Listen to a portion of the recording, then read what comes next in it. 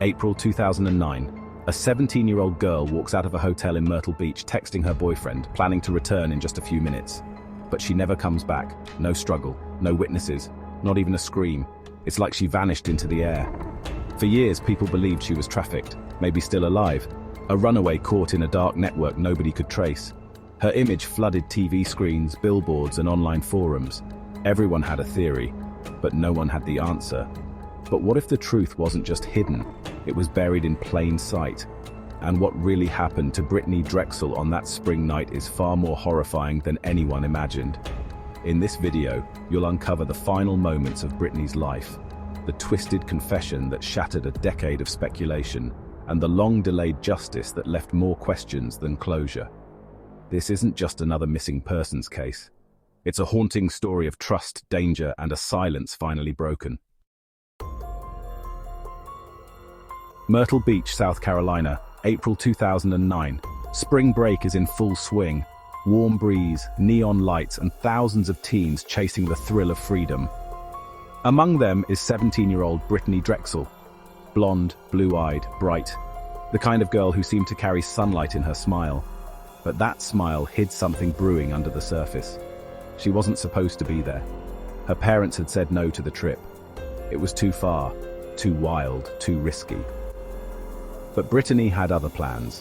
She snuck away from her home in Rochester, New York, told her mum she was staying with friends nearby, and boarded a car south to Myrtle Beach with people her parents didn't even know.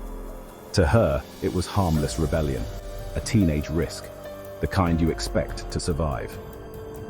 On April 25th, 3 days into the trip, Brittanee is seen on hotel security footage leaving the Bar Harbor Hotel, alone. It's just after 8 p.m. She tells her boyfriend she's going to visit a friend at another hotel and will be right back.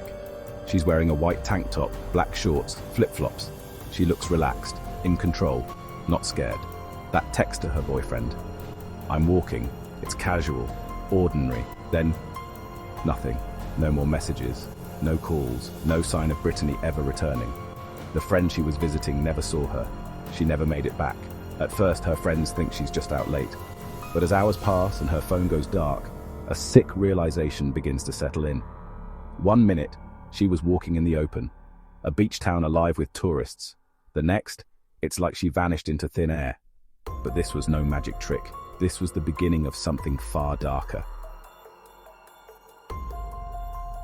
By midnight, the silence is deafening. Brittanee's boyfriend, back in New York, is panicking. He's calling her, texting, over and over. No reply. Her phone keeps ringing, then it stops. Completely dead. Not even voicemail. Something's wrong.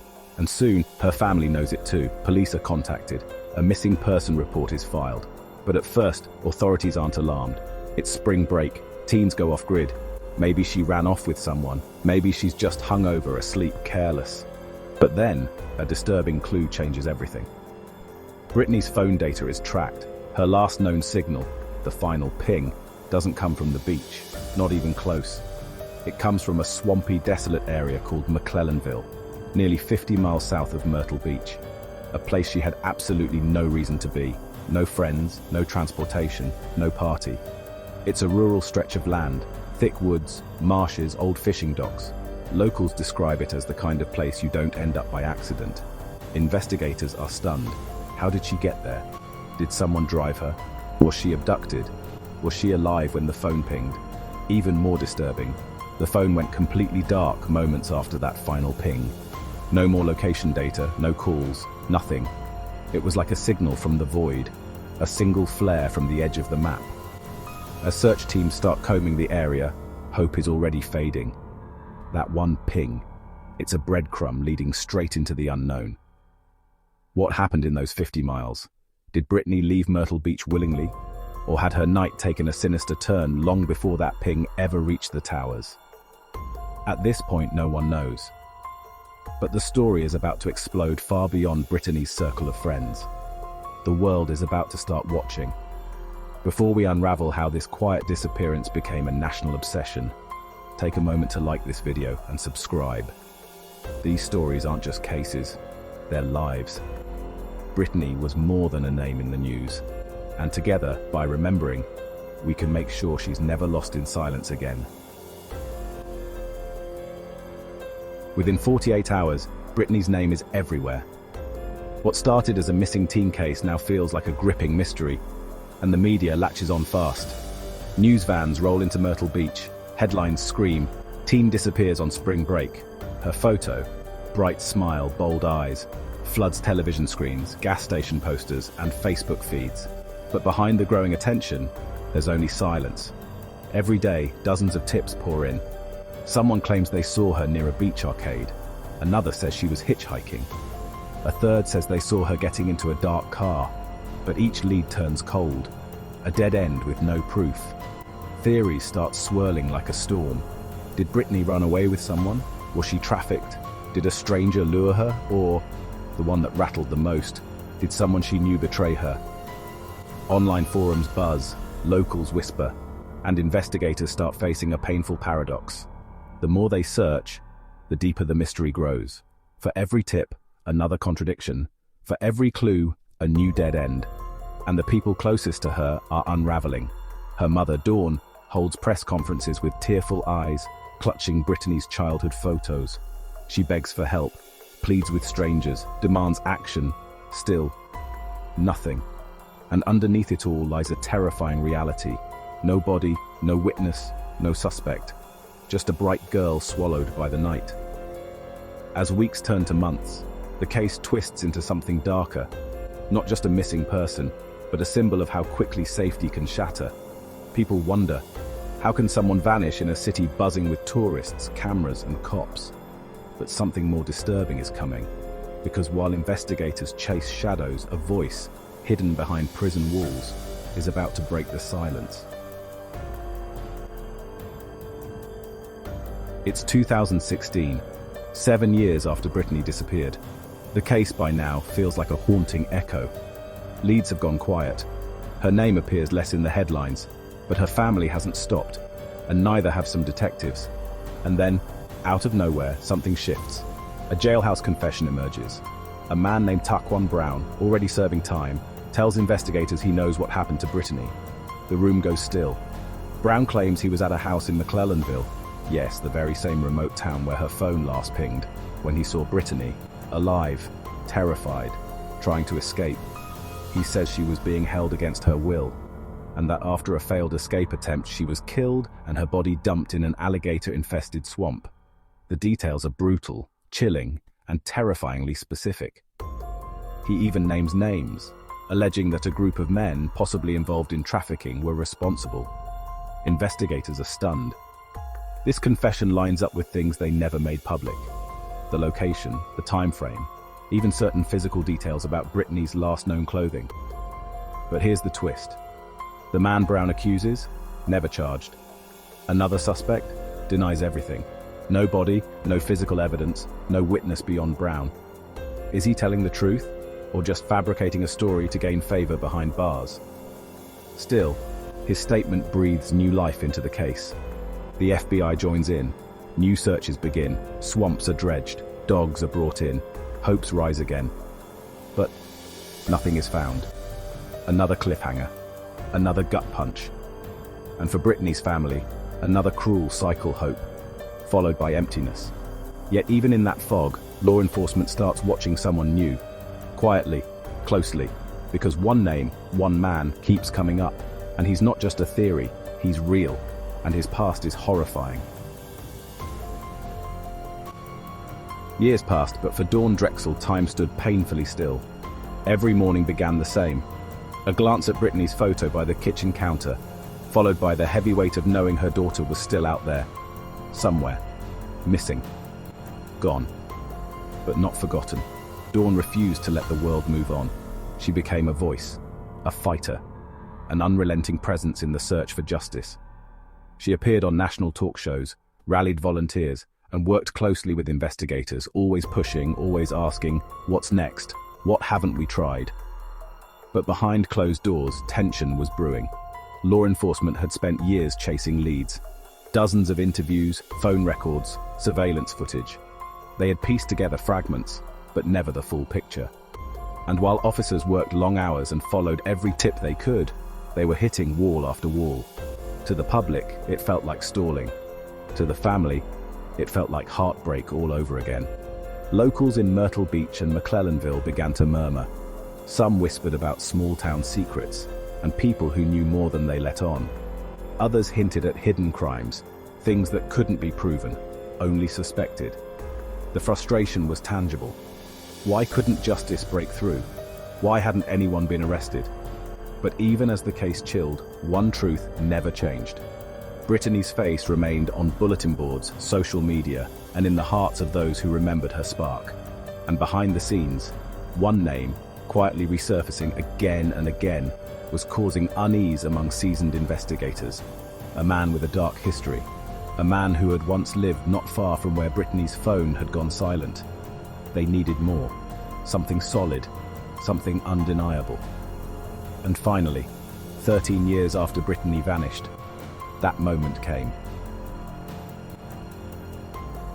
In 2022, a break came.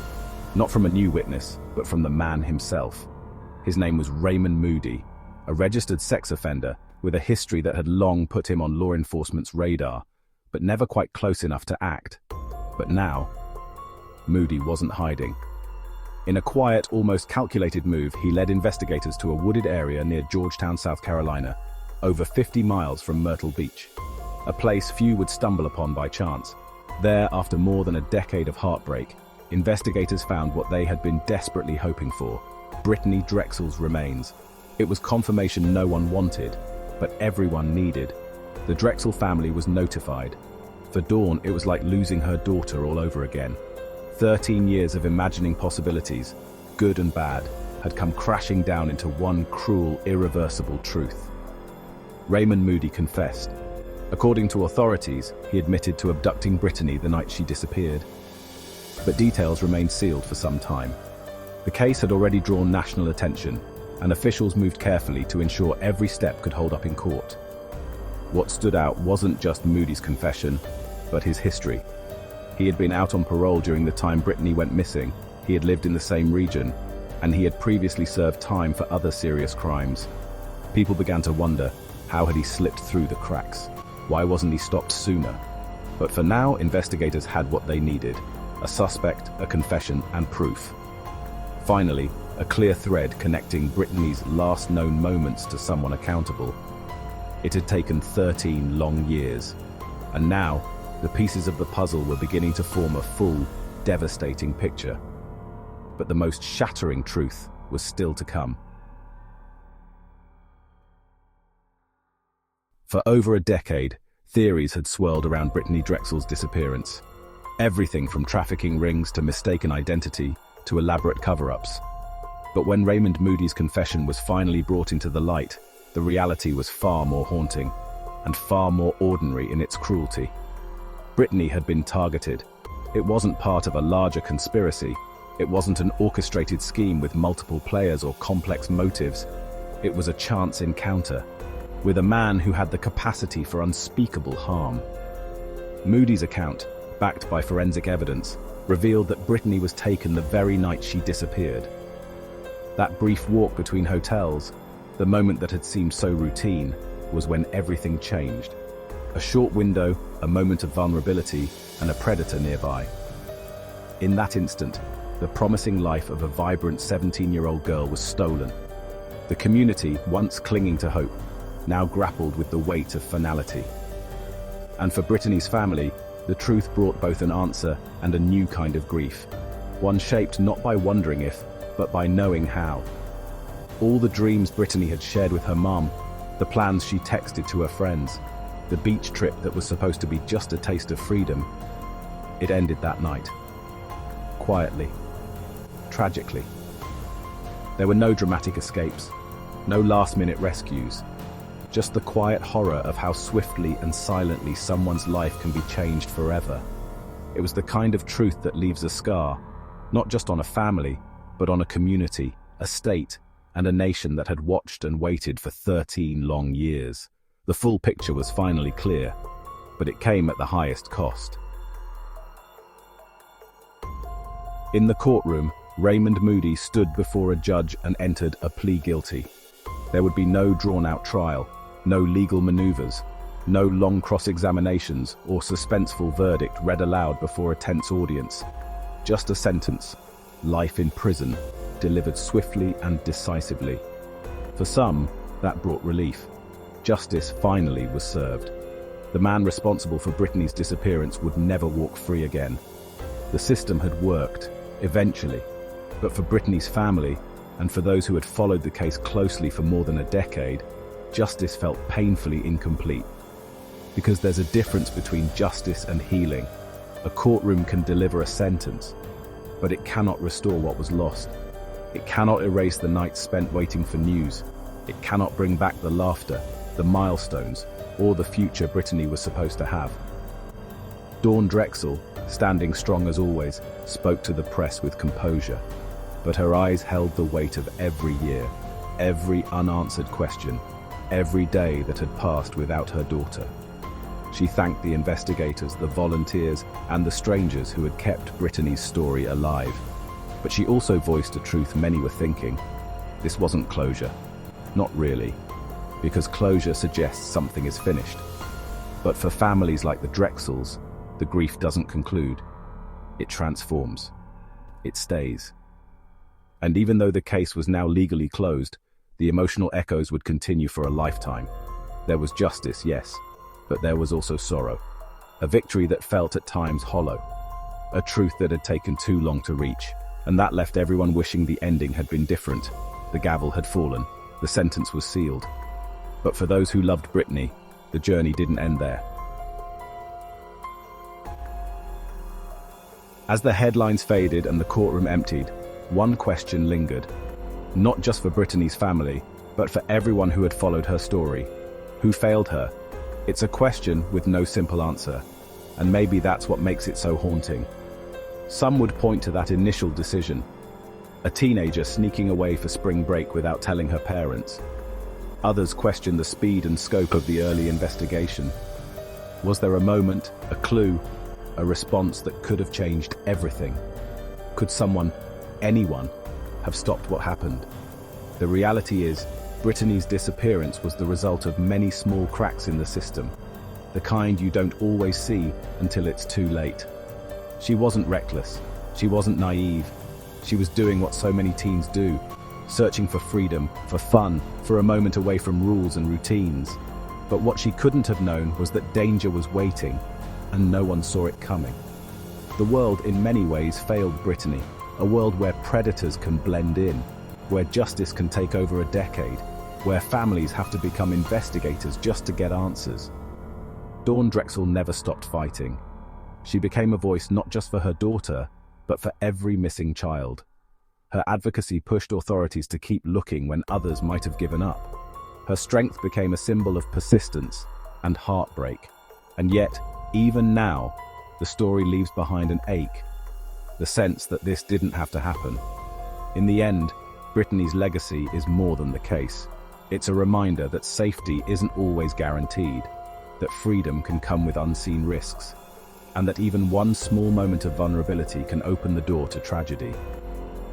And so, we remember her. Not just for how she died, but for the life she lived, and the questions she leaves behind. Brittanee Drexel's story is more than a case file. It's a reminder of how quickly the ordinary can turn into the unimaginable.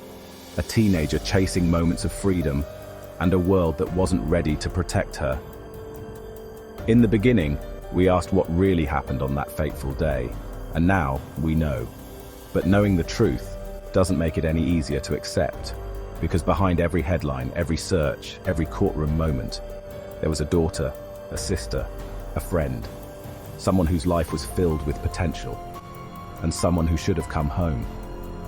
This case revealed something deeper, not just about crime, but about silence, delay, and how long justice can take to speak. And maybe the most chilling part isn't the monster who took her, but how easily it happened in plain sight.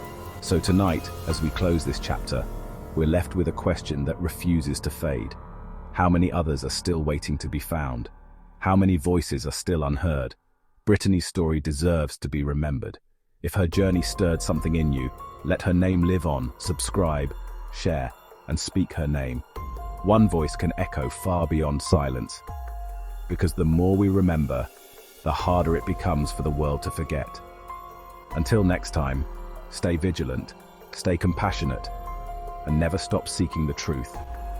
I'm Derrick, and I'll be back soon with another investigation.